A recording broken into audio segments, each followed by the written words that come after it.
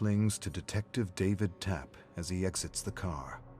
He straightens his shoulders and sucks in a deep breath, but he knows it's still there, in his eyes.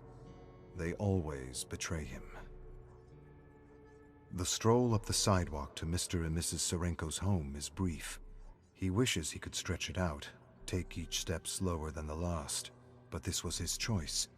He volunteered to tell them their missing son, Shane, is dead.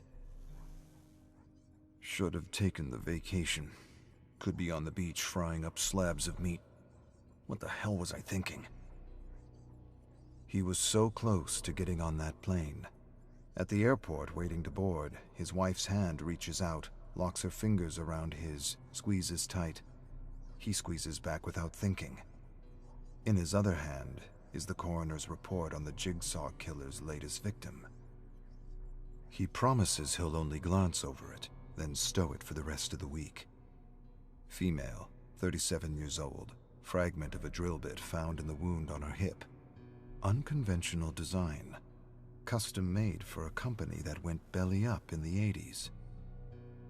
Tapp remembers the company's logo. Grew up a few blocks from their factory.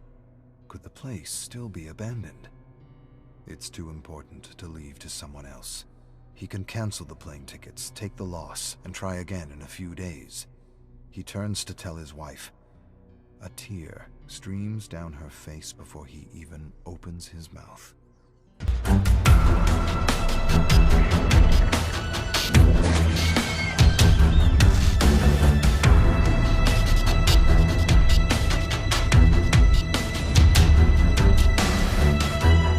It sounds like someone else's voice when he says it. Your son Shane is dead. There's an outpouring of emotion on the parents' faces. Shock, devastation, agony. Too much for a single word. It's as if they're cycling through trauma with each second, pouring it from their bodies in howls and cries. Tapp stands and waits, tries to ignore the discomfort, reminds himself that what they're going through is far worse. He's a spectator, torn between offering condolences and leaving them to their grief. Either choice lacks sincerity. All these years and he still doesn't know what to do. No one ever does. The father screams, and it reminds him of Shane. It brings him back to where it started, as memories from hours past take over. He remembers it clearly. He arrives at the factory. It's abandoned. He snoops around, checking for signs of forced entry. 20 minutes pass. No footprints, broken windows, or snapped fences. A nagging doubt starts from the back of his mind and pushes forward. Left your wife behind to trounce around an empty lot in some old-as-shit building? This is one hell of a vacation. There's an apology forming somewhere, but it sounds no different than the past few. Still, better put something together before he heads home. She's had hours to talk to her mom, and that woman will fan the flames just to watch him choke on the smoke. Get some flowers, or too cliché? Yeah. Well past the point of floral arrangements counting as a get-out-of-jail-free card. Anyway, there's no... A sudden noise. A scream? It was barely audible, in a range that makes him question if his mind is playing tricks on him.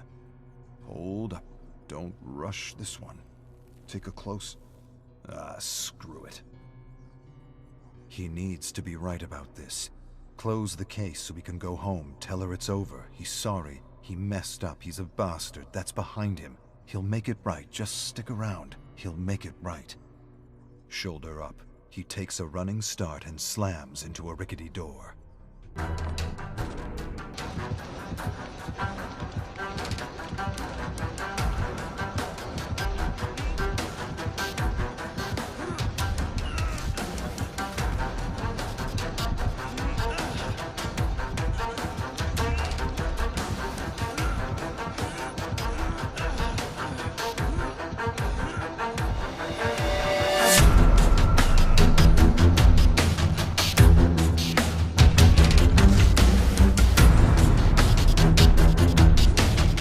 Mrs. Serenko asks him to come in and talk over tea. He'd rather find a bar stool and a place to hang his head, somewhere where only a waitress will interrupt. He wants nothing more than to decline the invitation. Of course, anything I can do. I'm happy to stay and talk. He settles onto a dusty couch, letting his tea go cold on the side table, chai spice. Wife used to make it for him when they started dating. Didn't like it then either, but he'd drink it anyway. It made her happy. Maybe it made him happy too. Hearing the kettle whistle, sipping at a teacup, seemed like the kind of thing married people do. Can't remember when she stopped serving it. Shane's parents smile between tears as they recount stories of their son. Every now and then reality hits and one of them chokes up, excusing him or herself for a minute. Tapp moves his hand alongside his radio, hoping that a voice on the other end requests his help. Mrs. Serenko dabs her eyes as she recalls the last year of Shane's life. Such a gentle boy, that one. He was broken-hearted over his fiancée leaving. Wanted to make things right with her, but never really did. She just kind of got away. And he fell apart, dropped out of college, drifted day to day without a path to stand on. Never really recovered. Stopped living, I guess. Lost that sparkle. Tapp reacts with a consoling look, but inside, he's mentally recording the information for his report. Testing those who have given up on life. It fits Jigsaw's MO. Shane lost his will and abandoned his future. That's some kind of sin in this madman's book. The sick asshole strapped the poor kid into a trap to teach him a lesson. Discomfort being necessary to mend a broken heart. Could be. At this point, he knows Jigsaw better than he knows anyone. Shit. Anyone. He tries to rattle the thought from his head, finds some other memory to torture himself on. Mrs. Serenko's voice in the background decides for him. Shane. He had the chance to save him, and he blew it.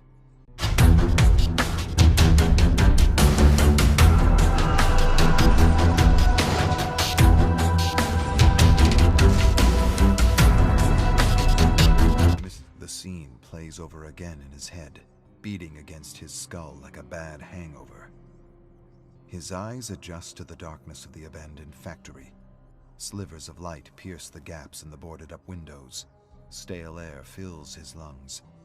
He paces forward, moves between a row of shelves, looks to the floor, sees footprints in the thick dust. With a calm, steady movement, he unholsters his gun, stops, listens, waits to see if the intruder will give themselves away. Nothing but silence. Takes another step forward and... Metal screeches on the concrete floor. The shelf beside Tapp leans towards him, looming tall, heavy. Adrenaline takes over. Time appears to slow. For a millisecond, he intercepts a thought intended for his subconscious. Will she cry when they tell her I'm dead? Neurons fire for one singular purpose. Jump, shift weight, push off, extend arms, brace for impact. He hits the ground hard. A deafening crash echoes around him. He looks back to see the shelf collapsed where he was a split second ago, his gun pinned beneath it. Footsteps barrel along the floor. A cloaked figure flees into the shadows. Tapp jumps to his feet and gives chase.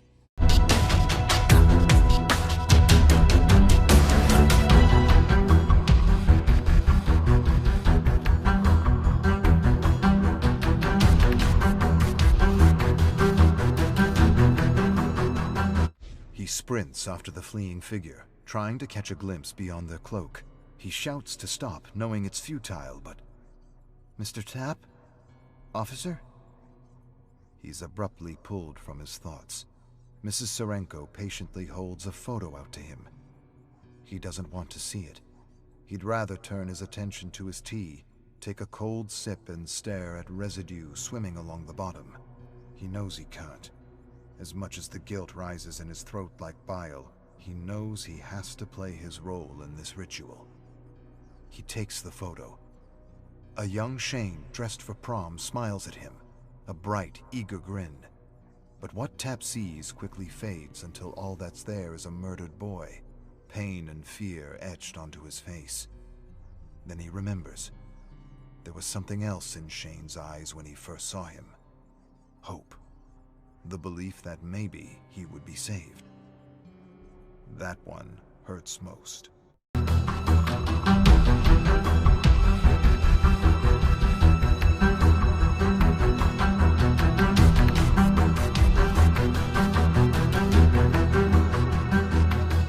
Tapp chases the cloaked figure into a dimly lit room, electronic beeps ringing out as he enters.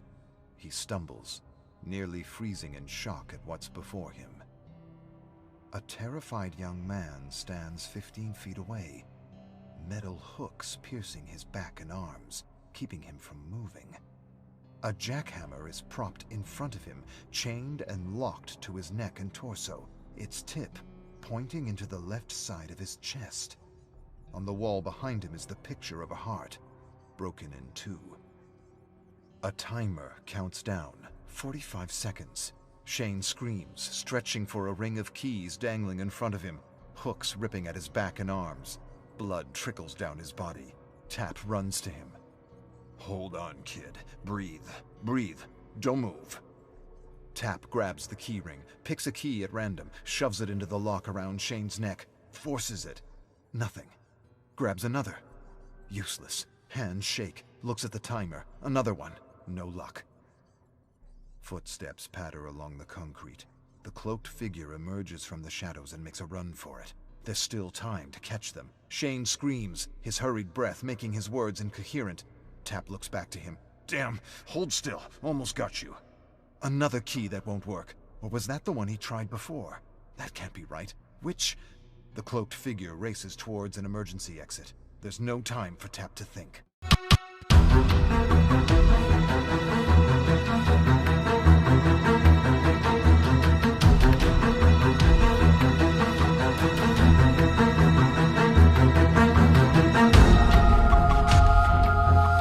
Tapp stands at the front door as Mrs. Serenko puts a hand on his shoulder, offering him a sad smile. She thanks him for being with Shane in his final moments, for providing what comfort and support he could. "I know that made a difference for him. Shane never did well with being alone." Tapp's mouth dries out, heart drops into his stomach. He tries to form a word, but only clears his throat. He nods and hopes that's enough. Pulling his jacket on, he turns, tries to find his footing as he paces away from the house, the walk longer than he remembers. He wants to shout, or collapse silently, maybe both. He reaches for his phone, scrolls to his wife's number. This was the routine. Call her. Tell her it was a rough night. He'd bring home ramen, maybe some beer, stay up, talk, watch reruns on TV, wake up on the couch wondering who fell asleep first. His thumb hovers over the send button, but he can't bring himself to press it. Too late for that. No matter where she is, she's gone. Long gone. Just him and Jigsaw now. The realization shakes him. The burden pushes down, unconfessed, unconsoled. Without her, the memory of what really happened to Shane burrows in and festers.